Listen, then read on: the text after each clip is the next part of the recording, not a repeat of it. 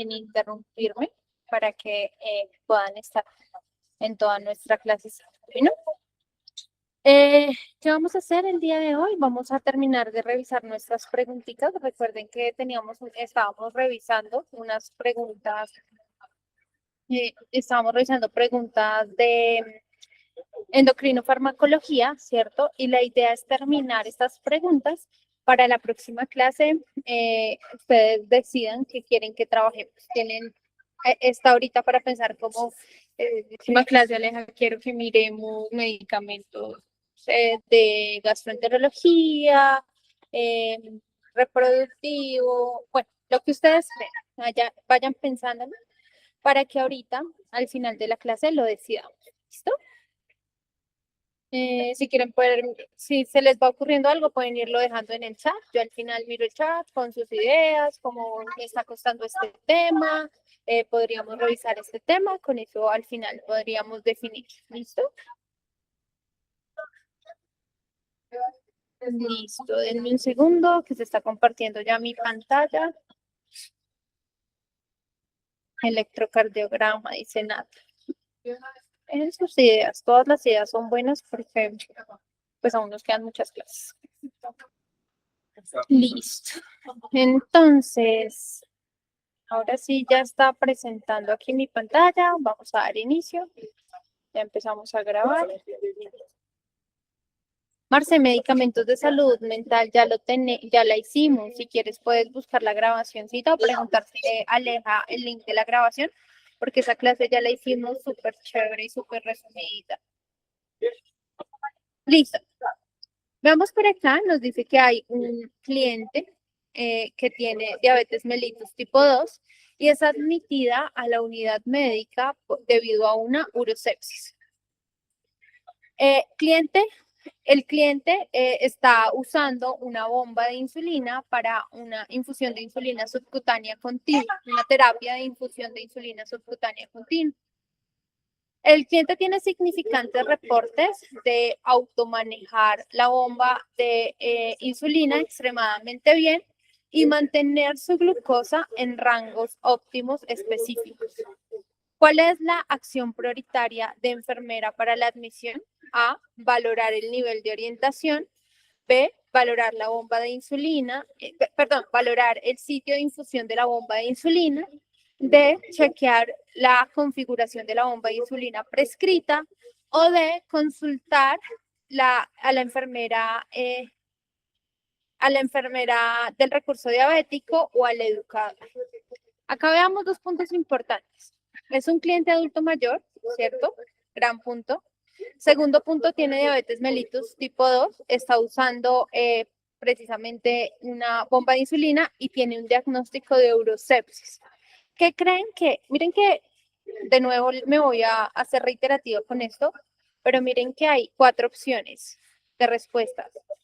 4 opciones donde todas son posibles porque es una acción prioritaria. Pero hay una que es la más prioritaria. ¿Cuál acción harían primero, chicos?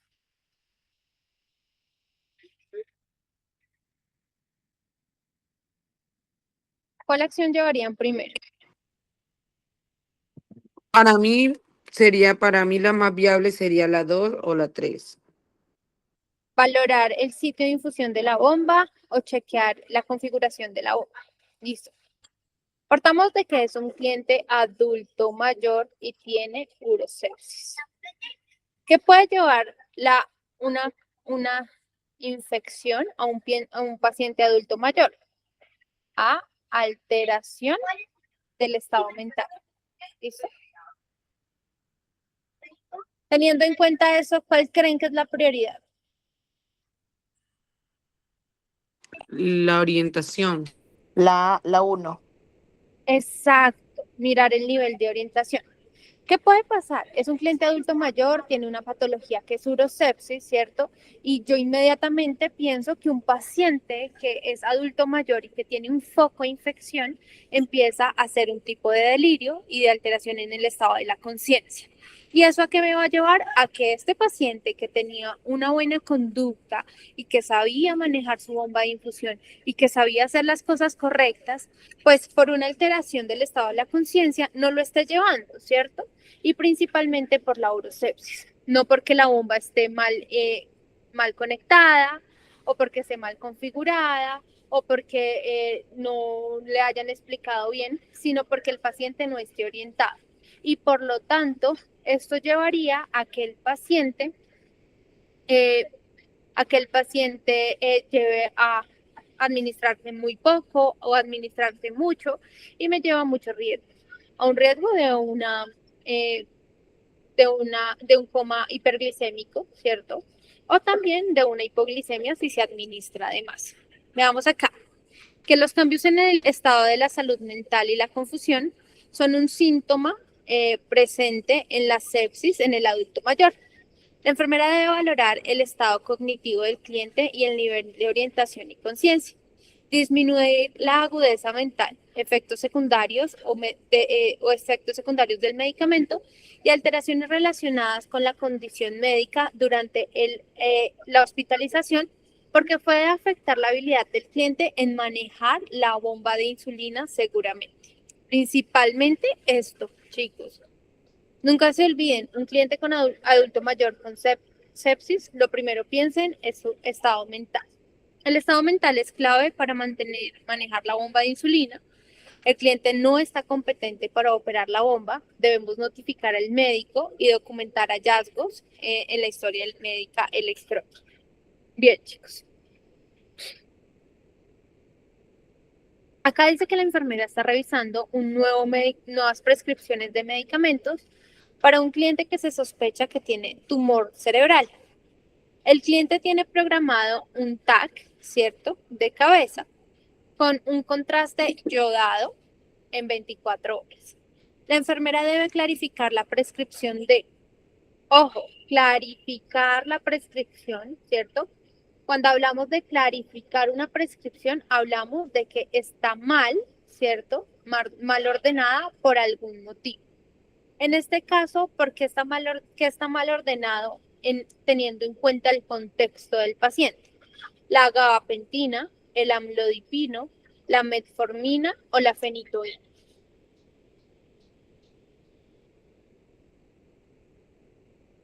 ¿Qué tengo que tener en cuenta? Esto lo vimos en clase.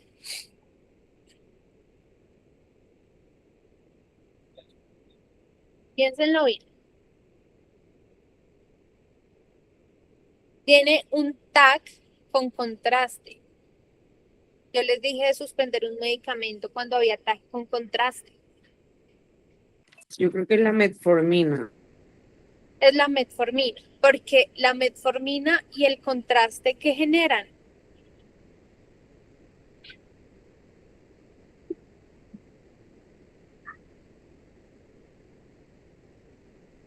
acidosis láctica, ¿listo?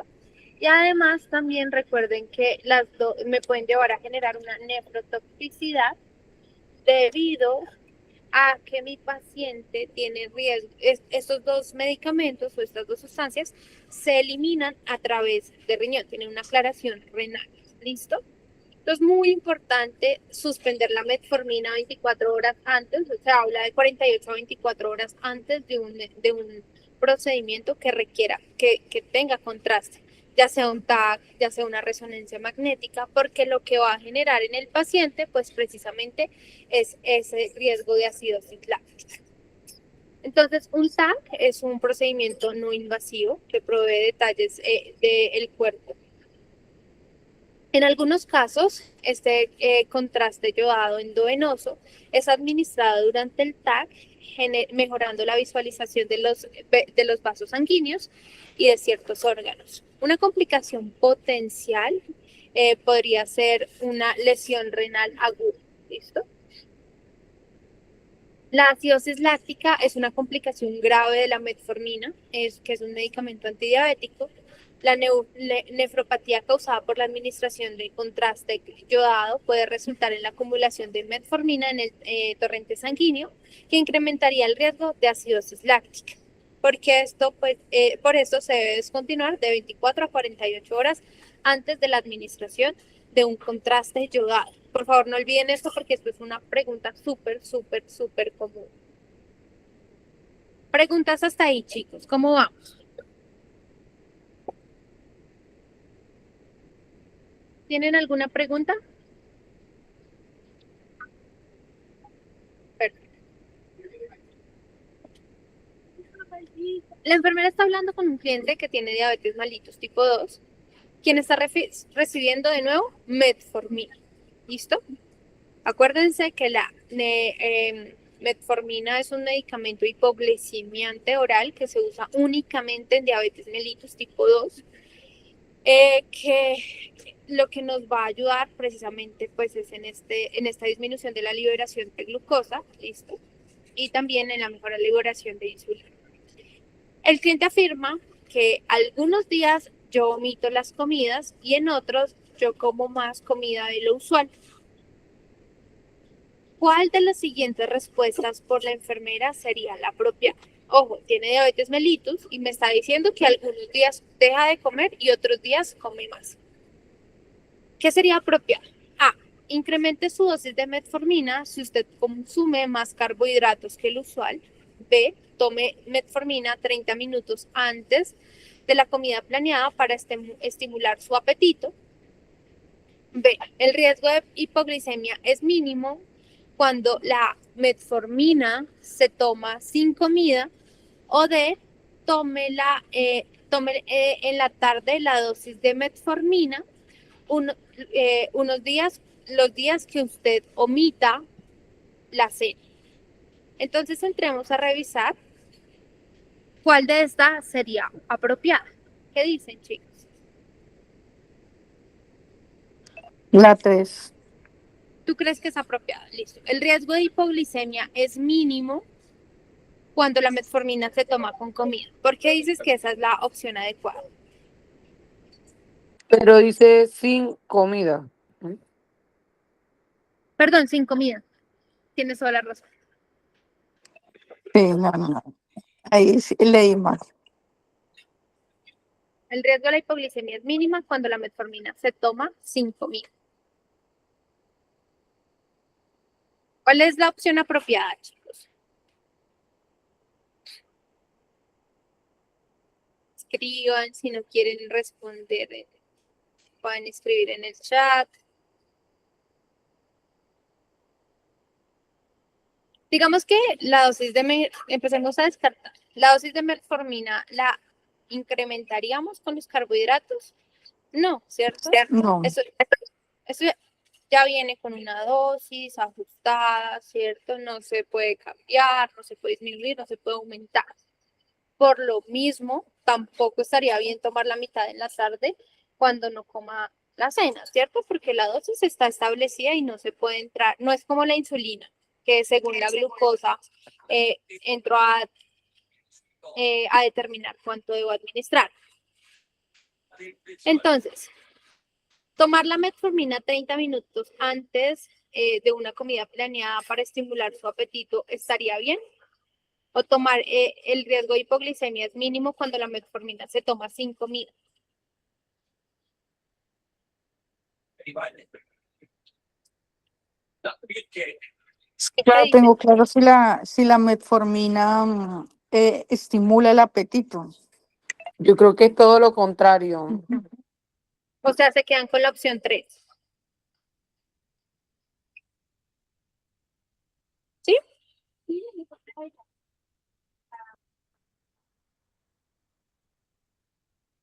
¿Sí, chicos? Yo no sé ni cuál escoger. Muy bien. La metformina es un antidiabético oral. Es usado para manejar la hiperglicemia en pacientes con diabetes mellitus tipo 2. Incrementa la sensibilidad a la insulina, a los receptores de insulina en las células y reduce la producción de glucosa en el hígado. Estas acciones incrementan la eficacia de la insulina en el cuerpo y previenen largas liberaciones de glucosa en sangre después de las comidas. La metformina no causa liberación de insulina por el páncreas. Por eso el cliente seguramente puede omitir comidas y tomar la metformina y tomarse la metformina sin comida. ¿Listo? Se debe tomar siempre la misma dosis, a la misma hora, en el mismo momento del día y no se deben ajustar, no se deben hacer ajustes. El cliente puede experimentar disminución del apetito mientras toma metformina, que puede ser relacionado con la disgeusia, que la disgeusia es ese sabor ametálico en la boca.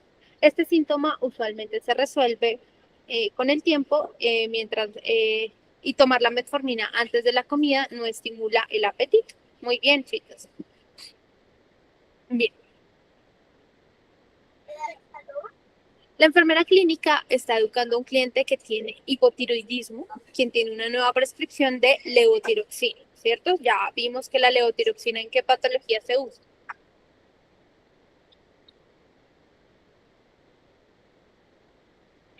¿En qué patología uso la levotiroxina? Acá mismo me lo dice la misma pregunta, ¿no? Hipotiroidismo. En el hipotiroidismo. Y tiene esa prescripción y dice que cuál requiere seguimiento. Yo necesito tomarme el medicamento por el resto de mi vida. ¿Está bien o no está bien? En algún momento lo va a tener que suspender o va a tener mejor. La cantidad sí está bien controlada, pero ya el resto de su vida lo tiene que tomar, ¿no? Exactamente. Requiere seguimiento, quiere decir que lo que el paciente está diciendo está mal, se lo tengo que corregir. ¿Necesito tomar el medicamento por el resto de mi vida? Sí, muchas veces va a necesitar tomar más, muchas veces va a necesitar tomar menos, va a depender totalmente de la hormona tiroidea, ¿cierto? Pero en este caso está bien que el paciente diga eso. Yo puedo tomar este medicamento con antiácido si experimento malestar estomacal. ¿Qué dicen de eso? No, ese debo corregírselo al paciente. Se supone que ese medicamento se toma solo en las mañanas. Y se toma sin comida, sin mezclar con otro medicamento. Entonces, ese es un cuidado súper importante y se lo debo decir al paciente. Requiere seguimiento porque este medicamento usted lo debe tomar de 1 hora a 30 minutos antes de cualquier comida o de cualquier otro medicamento y por nada del mundo suspenderlo, a menos de que tenga una prescripción médica, pero no va a pasar.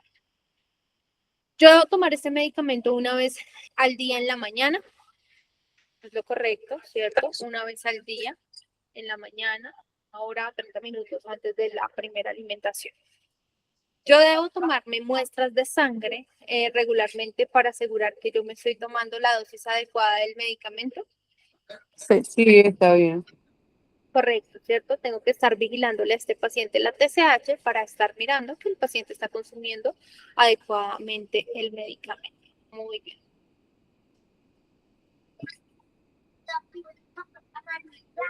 Listo. Varios medicamentos alteran la absorción de la levotiroxina, ¿cierto? Uno de los más comunes son los antiácidos, el calcio y las preparaciones de hierro. Algunos de estos pueden estar presentes en multivitaminas de venta libre y tabletas minerales. Entonces, el cliente que tiene hipotiroidismo debe ser instruido de tomar levotiroxina con el estómago vacío, preferiblemente en la mañana, separado de otros medicamentos. Suplementos tiroideos como la levotiroxina requiere una terapia de por vida. La vida media es 1 vez al día, es larga, por eso se debe tomar 1 vez al día. La dosis debe ser ajustada basada en una muestra de TSH, ¿cierto? En el nivel que tiene el paciente de TSH. Bien. Vamos con esto. La enfermera está hablando con un cliente que tiene de nuevo hipotiroidismo. Listo. Quien está recibiendo levotiroxina por los pasados 12 meses. Los resultados de laboratorio muestran que tiene una elevación de la TSH. ¿Cuál de las siguientes afirmaciones es apropiada para que la enfermera haga? A. Tome la mitad de su dosis prescrita de levotiroxina en la mañana y la otra mitad en la tarde. B. La levotiroxina puede temporalmente no administrarse hasta que su nivel de TSH sea rechequeado en 3 semanas. C. Espere que su médico incremente su dosis prescrita de la levotiroxina. O D. La levotiroxina debe tomarse con un suplemento de calcio para incrementar su efectividad. ¿Cuál de estos está bien? La 3. La 3, debemos esperar que el médico le pueda incrementar, ¿cierto? Según su TSH. Hablamos de que no se puede administrar la mitad ni la otra mitad, no se puede modificar esa forma farmacéutica del medicamento, ¿cierto? No se debe suspender, no se debe suspender por nada del mundo y no se debe tomar con absolutamente nada. Entonces, por eso estas están mal y por eso la última la tenemos bien, la tercera la tenemos bien. Veamos que el hipotiroidismo, vemos que es cuando hay un hipofuncionamiento de la glándula tiroidea por una disminución de las hormonas tiroideas T3 y T4. Una hormona tiroidea baja y una hormona tiroidea baja sérica, estimulando la pituitaria anterior para que libere TSH, resultando en un nivel de TSH elevado. La primera línea de tratamiento es la levotiroxina, que es una hormona tiroidea sintética, que el reemplazo va a generar los mismos efectos que la T4 exógena y va a regular la circulación del nivel de hormona tiroidea. La monitorización de rutina del TSH es importante para determinar si la dosis de la levotiroxina es efectiva. Un nivel de TSH elevado indica que hay hormona tiroidea circulante que está baja. Entonces, incrementar la dosis de levotiroxina es necesario para reducir el nivel de TSH. La enfermera está cuidando a un cliente que tiene diabetes mellitus tipo 2, quien recibe pioglitazón. ¿Cuál de los siguientes hallazgos requiere un inmediato seguimiento? A, un edema de 2 cruces en las piernas, en los miembros inferiores, bilateral. B, un nivel de triglicéridos séricos elevados. C, una presión de 140-88 o D, una hemoglobina glicosilada elevada. ¿Cuál de estas requiere inmediato seguimiento? ¿Qué quiere decir? Que puede pasar, ¿cierto? Que cualquiera de esas, pero que requiere inmediato seguimiento es porque hay un efecto gravísimo del medicamento. Lejos, que tengo una Puede- pregunta. Dime. Qué pena contigo. Cuando hablamos de inmediato seguimiento, ¿es lo que yo puedo hacer ya para que mi paciente no se muera? O Sí, lo que tengo que hacer, sí, ese efecto que, digamos, cuando me hablan de, una cosa es cuando me hablan de valoración y otra cuando me hablan de implementación, cuando me dicen que requiere inmediato seguimiento y es de implementación, ¿qué es lo que yo debo hacer inmediatamente para salvarle la vida al paciente? Y cuando es de valoración, como en este caso, porque no hay ninguna que me esté diciendo de implementación, es que lo que yo no valoro inmediatamente, pues me va a llevar a que corra riesgo la vida de mi paciente. ok, la primera, entonces. ¿Por qué? Porque, muy bien, ¿por qué?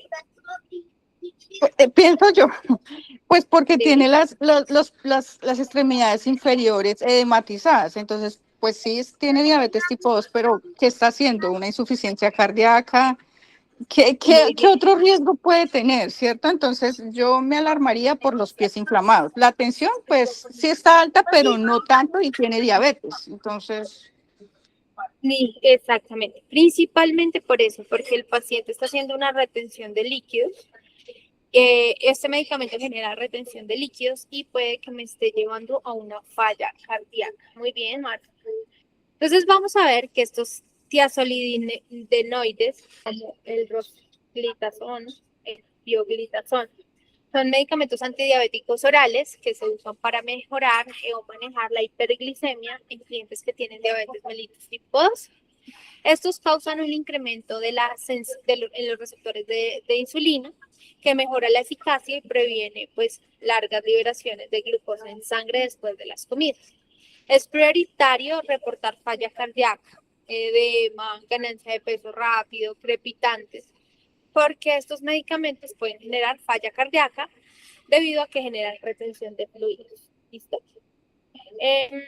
La metformina es la que está, perdón, cuando el paciente que tiene el cliente que requiere este medicamento tiene que tomar otro agente antidiabético oral, el paciente que tiene una falla cardíaca como la metformina, ¿listo? Está contraindicado en falla cardíaca. Los triglicéridos elevados nos generan riesgo de enfermedad cardiovascular, sin embargo, no es urgente tratándose de una falla cardíaca aguda. La hipertensión es un hallazgo común en pacientes con diabetes mellitus, ¿cierto? Y la hemoglobina glicosilada elevada también pues, es algo que vamos a encontrar en un paciente con diabetes mellitus. Bien, la enfermera está evaluando la efectividad de la desmopresina. ¿Cierto? Desmopresina. En la diabetes insípido en un cliente que tiene un tumor de la pituitaria. ¿Cuál hallazgo en la valoración de un cliente indica que el medicamento tiene el efecto deseado? Nos dice además que veamos el exhibit. El exhibit que nos dice que la glucosa, sus rangos normales es de 70 a 110.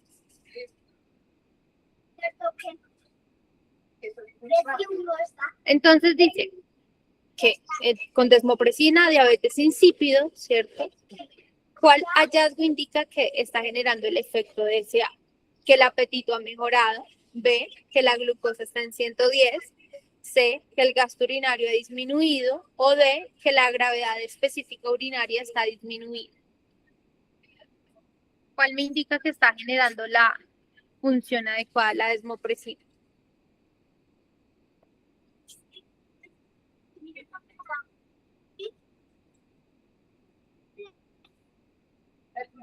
¿Quién me dice cuál, chicos? Es el primer punto, pues.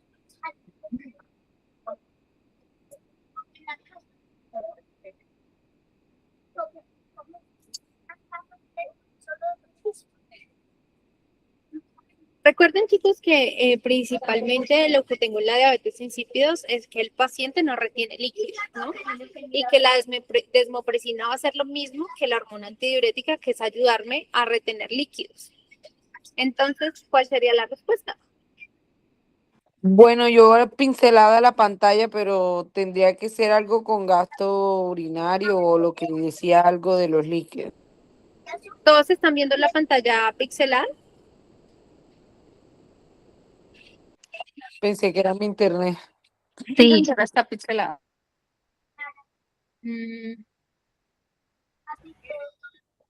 No se Sí, ve, pero ¿me se ve escuchan claro. bien? Sí ¿Me te escuchan escuchamos, bien? pero en la pantalla no Sí, se ve. sí se escucha bien. Pantalla. Déjenme la dejo de compartir y la vuelvo a compartir, ¿vale? A ver si de pronto.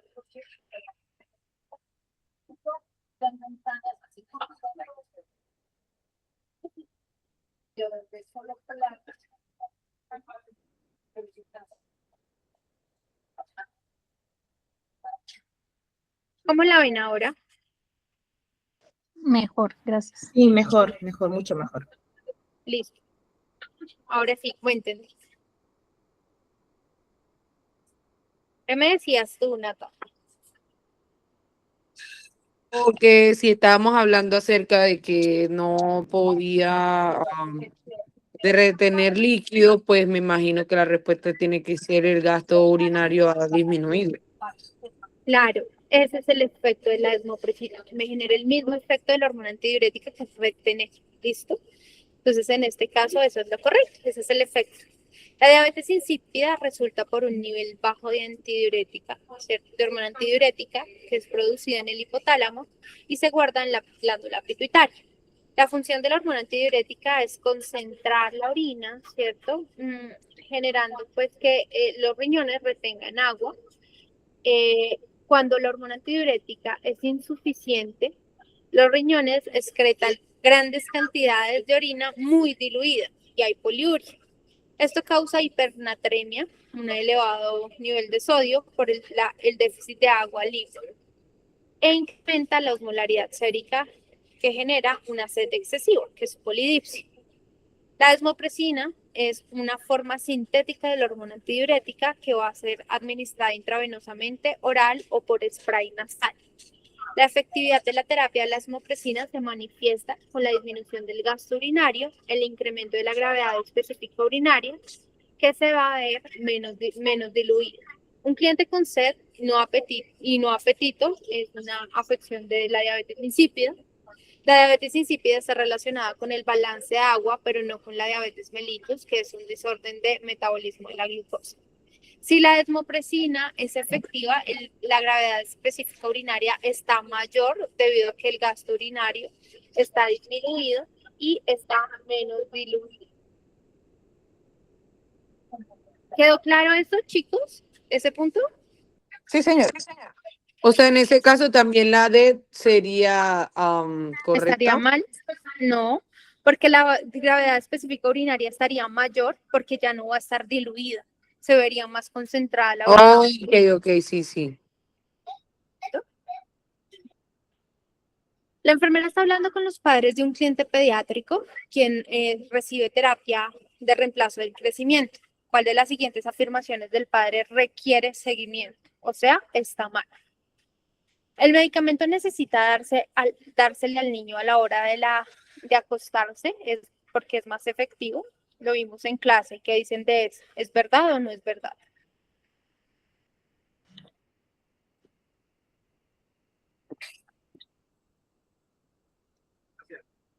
Disculpe, Aleja, ¿me repites? No te escuché.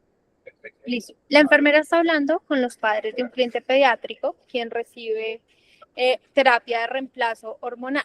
¿Cuál de las siguientes afirmaciones por el padre requiere seguimiento? A. El medicamento necesita dársele a la hora de acostarse porque es más efectivo. ¿Está bien o no está bien dársele a la hora de acostar este medicamento?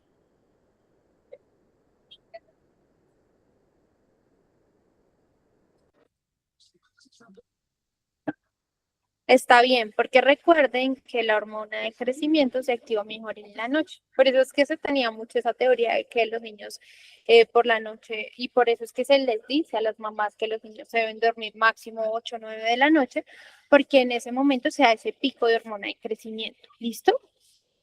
Mi niño va a alcanzar la talla igual a sus compañeros después de recibir la terapia. ¿Está bien o está mal?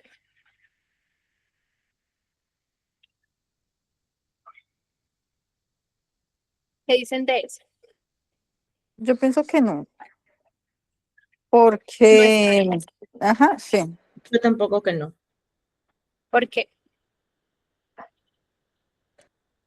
porque depende de la terapia, depende del niño, depende, o sea, no, Claro, depende de la respuesta de cada paciente, ¿no? Cada paciente es único, cada organismo también, y reaccionan diferente a la terapia que se le administra al niño. Y no solamente eso, sino que principalmente lo que va a generar es que puede llegar a a mejorar su talla, pero nunca va a estar igual que los otros niños, ¿sí? Va a estar cercano, pero no se ve una efectividad, la efectividad de la terapia no es la misma que la hormona endógena, ¿listo? El medicamento debe continuarse cuando el crecimiento de los huesos cese, sí. Más o menos se habla que el crecimiento cesa a los 14, 15 años y en ese momento ya no se administra más terapia porque no va a funcionar. Los rayos X de rutina pueden ser requeridos durante la terapia para monitorizar el crecimiento de los huesos. También está bien, ¿cierto? Se necesita generar esa rutina de rayos X para ver que esté funcionándonos adecuadamente la terapia. Entonces, un cliente pediátrico que demuestra crecimiento lento necesita una evaluación diagnóstica para determinar la causa. Si la causa se encontrada en que es en la hormona de deficiencia de la hormona de crecimiento, el cliente debe recibir hormona de crecimiento biosintética, que es la terapia de reemplazo.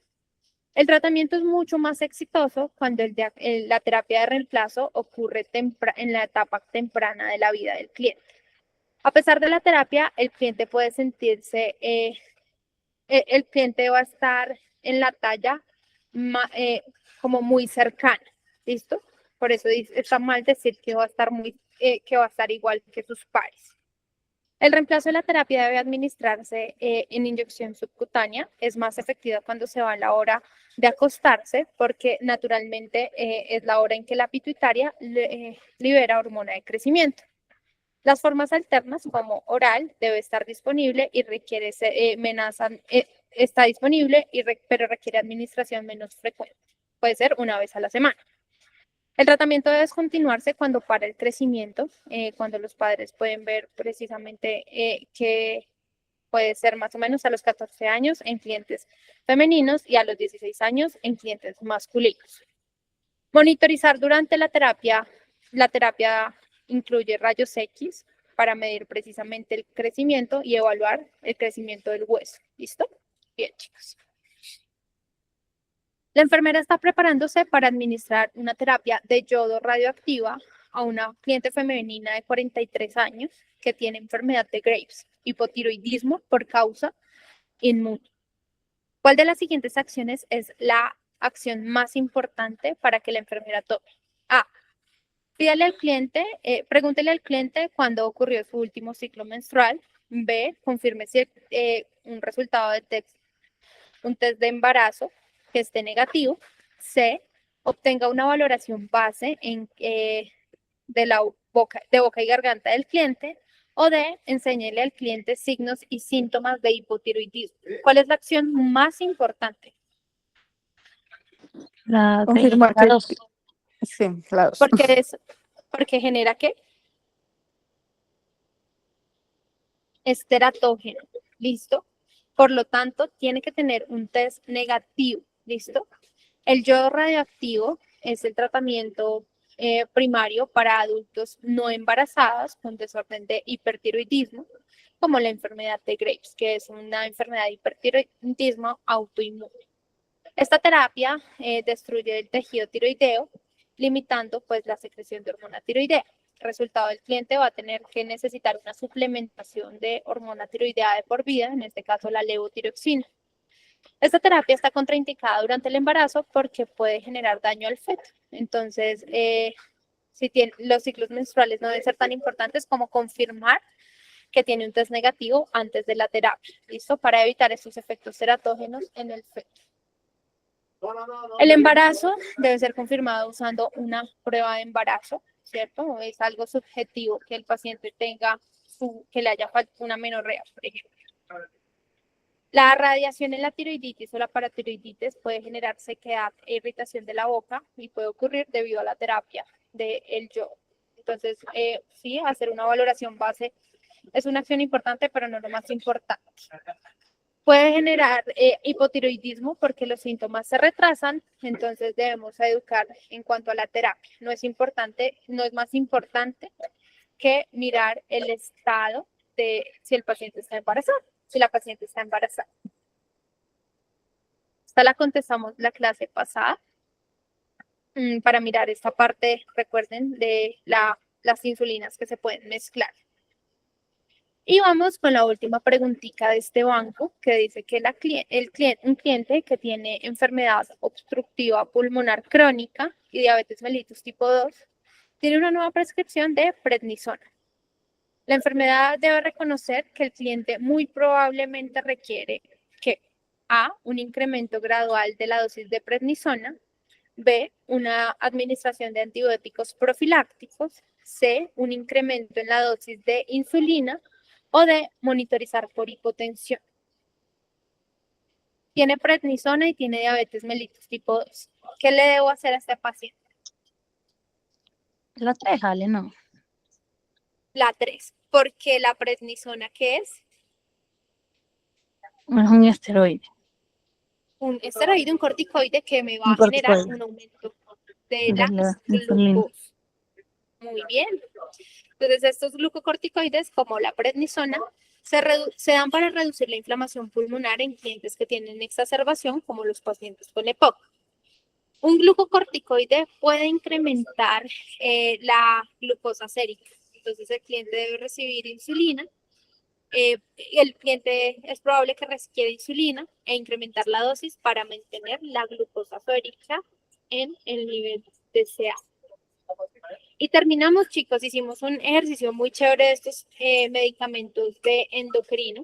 Me alegra mucho pues que me hayan podido acompañar, los que me pudieron acompañar en las sesiones de este temita. Vimos la teoría y hoy acabamos la teoría con esta práctica. Tendré en cuenta entonces para la próxima clase, que es el próximo lunes, el tema de electrocardiograma. Empezaremos a ver cómo podríamos llevar una lectura de electro. Si están de acuerdo todos, por favor déjenme Sí, saber. Aleja. Por ¿Lunes favor, o yo martes, tengo- Ale? Dime. ¿El lunes o martes? El lunes. Ah, La ya. próxima clase es el lunes. Gracias.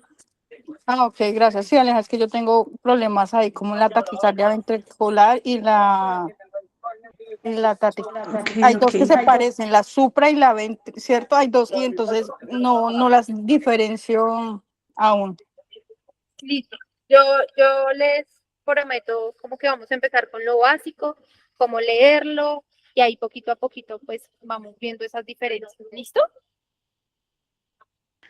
Listo, Perfecto, gracias. gracias. Buenas tardes, una consulta. Los lunes son las clases y las prácticas de las clases. Es mi primera Tienen que vez que estar entro. Ok, Maylin, tienes que estar pendiente a los estados. Muchas veces cuando en Colombia es festivo, lo corremos para los martes y estos 2 meses hemos tenido varios festivos.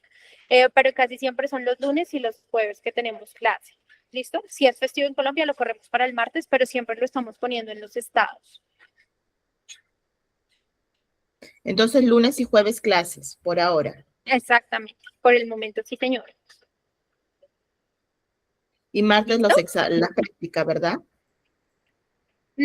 Martes, miércoles y viernes se están haciendo clases de inglés. Pero hoy día es martes. Sí, lo que pasa es Ahorita que ayer fue empieza. festivo en Colombia, por eso corrimos la clase para hoy. La clase de ayer la corrimos para hoy.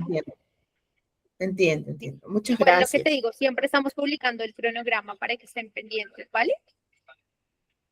Gracias. Muy Chicas, amable. nos vemos igual el jueves para hacer nuestra sesioncita de preguntas diarias. Esa también les ayuda muchísimo para su estudio. Espero que tengan un buen resto de día y que estén muy bien.